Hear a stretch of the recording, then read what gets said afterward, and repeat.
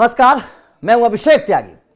पश्चिम बंगाल में चुनाव नजदीक है, उससे पहले लगातार अब बंगाल की सियासत गरमाने लगी है। बंगाल में जिस तरीके से ममता बनर्जी ये बोलती हैं कि मुसलमान उनके हैं, वो मुसलमानों पर अपना दावा ठोकती हैं, लेकिन इस बार बंगाल में एक बहुत बड़ा खेल होने वाला है। क्या बीजेपी की तैयारी है और वो इंसान कौन है जो ममता बनर्जी को हराने की कसम खाकर बैठा है कि कुछ भी हो जाए ममता बनर्जी को सीएम नहीं बनने देगा ये इंसान। पूरी खबर को डिकोड करेंगे, लेकिन थोड़ा सा समीकरण समझना बंगाल का बेहद जरूरी है।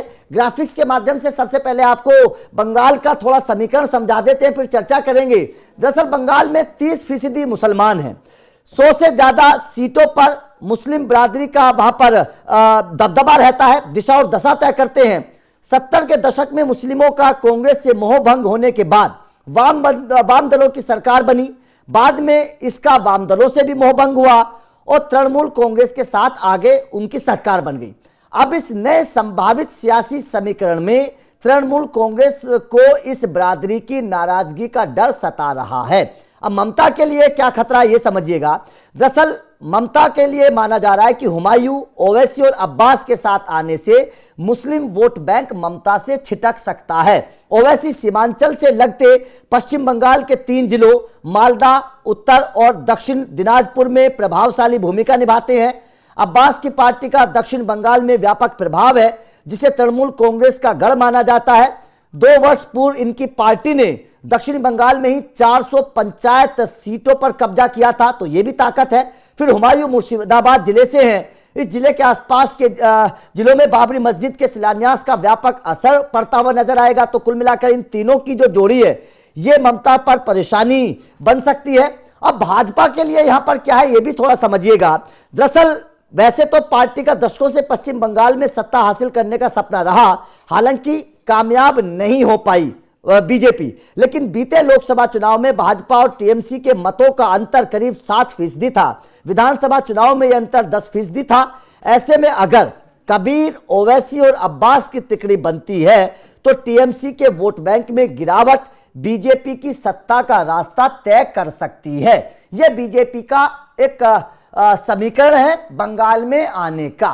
पंकज सर, समीकरण जो समझ में आ रहा है कि अगर ये तीनों आपस में मिलते हैं तो ऐसा लग रहा है कि शायद ममता बनर्जी का मामला गड़बड़ा सकता है, क्योंकि 70 के दशक में वाम दलों के साथ मुसलमान हुआ करते थे। पहले कांग्रेस के साथ, फिर वाम दलों के साथ आए, उसके बाद में तृणमूल कांग्रेस के साथ आ गए।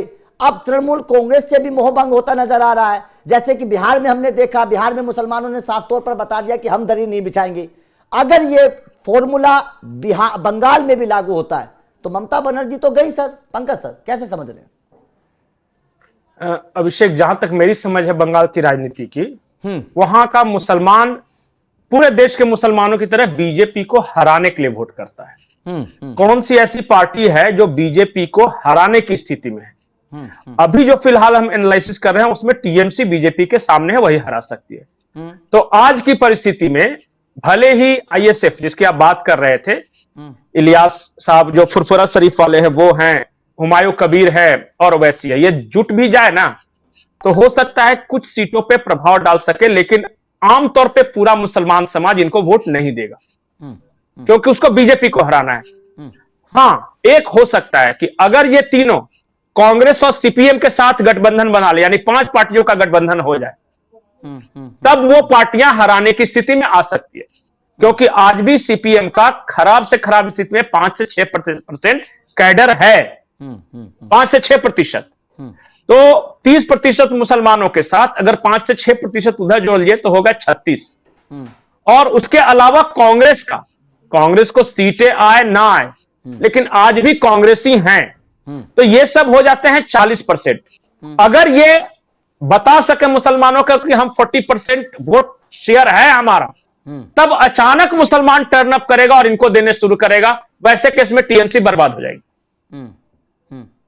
सिर्फ इन 3 पार्टियों के आने से नहीं होगा, सिर्फ मुसलमान आ जाएंगे तो क्या होगा, ज्यादा से ज्यादा ओवैसी की तरह सीमांचल वाले इलाके में जैसे बिहार में किया आपने ही बताया, उत्तरी दिनाजपुर, दक्षिणी दिनाजपुर, मालदा, ये 3 जिलों में रहेगा।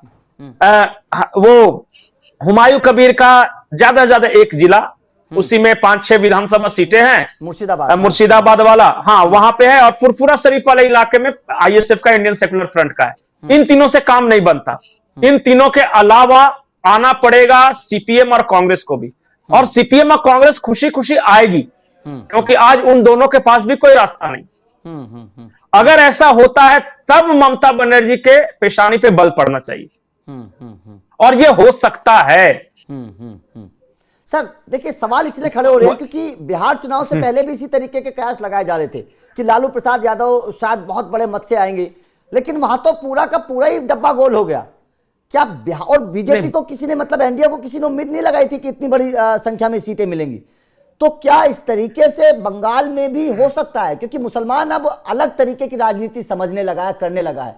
मुसलमान को अपना हक चाहिए, और बंगाल में भी कोई ममता बनर्जी ने मुसलमानों को कोई बहुत बड़ा फायदा करवाया नहीं है। नहीं, एक चीज कभी पूछिए कि क्या ममता बनर्जी कभी उप मुख्यमंत्री बनाएगी किसी मुसलमान को? यही तो सवाल या है।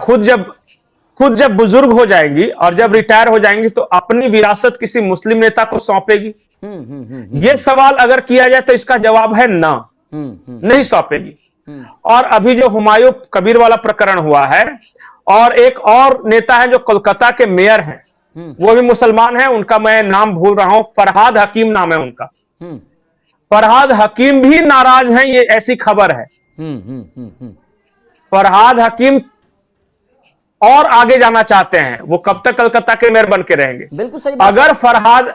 अगर फरहाद हकीम, हुमायूं कबीर, ओवैसी और इंडियन सेक्युलर फ्रंट, अगर इस तरह की नाराजगी है, और अगर जो अभी तक ये तो प्राइमरी जानकारी है ना कि ये सब नाराज हैं, अगर यही नाराजगी पश्चिम बंगाल के मुसलमानों में है तो ममता बनर्जी को चिंता करने की बात है, क्योंकि वो बल्क में ट्रांसफर होता है उनका। और दूसरी बात मैं आपको बता दूं कि पूरे देश में अगर आप आर्थिक सर्वे कीजिएगा, पूरे देश की मैं बात कर रहा हूं, सबसे ज्यादा गरीबी अगर मुसलमानों में कहीं है तो वो पश्चिम बंगाल में, सबसे ज्यादा गरीबी। और जबकि सारी राजनीति वहां पर मुसलमानों की होती है। बिल्कुल बिल्कुल। अगर वहां के मुसलमान ये सवाल उठा दें कि हम देश भर में सबसे गरीब हम क्यों हैं, क्योंकि यहां तो हमेशा हमारी सरकार रही है, चाहे ममता बनर्जी की रहे या सीपीएम की रहे। अरे भाई, 30-32 साल सीपीएम और 15 साल ममता बनर्जी, मतलब जो 40 साल 42 साल का आदमी है, या फिर 50 साल 5 साल रहेगा, इनने दूसरी कोई सरकार ही नहीं देखे। अगर पूरी की पूरी पीढ़ी, 2 पीढ़ी अगर इतनी गुर्बत में है, इतनी गरीबी में है, तो क्यों है? बिल्कुल सही। आपको तो हमें अच्छा करना चाहिए था, तो नहीं हुआ। और हुआ यह है कि पश्चिम बंगाल में जो पैसे आए हैं, पैसे जो आए हैं, वो बंगाली भद्रलोक यानी सवर्णों के पास आए। आपको ज्योति बसु मिलेंगे कायस्थ, जितने वहां नेता दिखेंगे, ज्योति बसु कायस्थ आपको दिखेंगे, बुद्धदेव भट्टाचार्य ब्राह्मण दिखेंगे, ममता बनर्जी ब्राह्मण दिखेगी, अभिषेक भट्टाचार्य ब्राह्मण दिखेंगे, घोष बाबू, ये सारे आपको सवर्ण दिखेंगे। जितने नेता आप हिंदुओं के जानते हैं, वहां का ओबीसी और दलित वर्ग जो है वो पूरी तरह शिफ्ट कर गया है बीजेपी की तरफ। बीजेपी का जो वोट बढ़ा है वो मतवा समाज है, जो कि बांग्लादेश से भाग के आए हैं, उनको नागरिकता देने की बात है, और ओबीसी और दलित बंगाली समाज का, जिसको 2 वहां शब्द है, एक भद्रलोक और एक छोटो लोक, उसको छोटो लोक बोलते हैं। तो छोटो लोक मतलब कि ओबीसी और दलित, तो छोटो लोक जो है वो चलाया है बीजेपी की तरफ। भद्रलोक बहुत मतलब परस्त है, ये जिसकी सरकार होती है उससे चिपक जाता है। जब ज्योति बसु थे तो ये सब सारे कम्युनिस्ट थे, अभी ममता बनर्जी तो सारे टीएमसी हो गए हैं, उससे पहले ये सारे कांग्रेसी हुआ करते थे। जैसे इनको लगेगा कि बीजेपी की सरकार आई है तो किसी का नहीं है, ये चुपचाप सट जाएंगे, चिपक जाएंगे। और हद दर्जे तक ये स्वार्थी लोग है, ये जो भद्रलोक है, इनको कलकत्ता के कॉफी हाउस में बैठा के बकचोदी करवा लीजिए, लेकिन इससे ज्यादा इनसे कुछ मत करवाइए। और सबसे ज्यादा लव जिहाद के अगर शिकार हैं तो इन्हीं के घर की बहू बेटियां हैं। और सबसे ज्यादा माइग्रेशन हुआ है अगर बंगाल से तो इन्हीं के बीच में हुआ। ये किसी जमाने में जमींदार हुआ करते थे, अब ज्योति बाबू आए और उन्होंने जमीन इनसे लेके गरीबों में बांट दिया। और इनके तालाब हुआ करते थे मछलियों के, वो भी चले गए, जमींदारी चली गई, इनकम का स्रोत नहीं, पर ठसक वही है कि बंगला बना के रहेंगे। तो होगा क्या? तो उस रिक्वायरमेंट को प्राप्त करने के लिए सत्ता के करीब रहने लगा, उनकी चिरौरी करना शुरू कर दिया। यह है। तो मैं सिर्फ समाज समझा रहा था कि अभी भद्रलोक टीएमसी के साथ है, मुसलमान टीएमसी के साथ है, इसलिए टीएमसी जीत रही है। लेकिन जैसे ही मुसलमान शिफ्ट करेगा और भद्रलोक को यह लगेगा कि ममता नहीं आने वाली, वैसे वो तुरंत दिखेगा ये सारे क्रांतिकारी हिंदूवादी हो जाएंगे जो आज कम्युनिस्ट बन के घूम रहे हैं। ये शुरू से इनको आप देखिएगा, और आज से नहीं, अंग्रेजों के जमाने से है। जब अंग्रेज भारत में आए तो सबसे पहले उनकी मदद की कौन? ने, और वो जमींदारों ने की थी। ये राखलदास बनर्जी वगैरह ये सब थे उस समय। अगर कांग्रेस की स्थापना की सर एओ ह्यूम्स ने, तो उसकी मदद किसने की? बंगाली इसी भद्रलोक ने की। तो जिसकी सत्ता ये उसके साथ एक ही फॉर्मूला। तो यही है बंगाल का स्ट्रक्चर। मुझे ऐसा लगता है कि सिर्फ इन तीनों पार्टियों से काम नहीं चलेगा। अगर हुमायूं कबीर या ओवैसी या आईएसएफ वाले इसका पहला चुनाव जो लड़े थे वो कांग्रेस और सीपीएम के साथ मिलकर लड़े थे।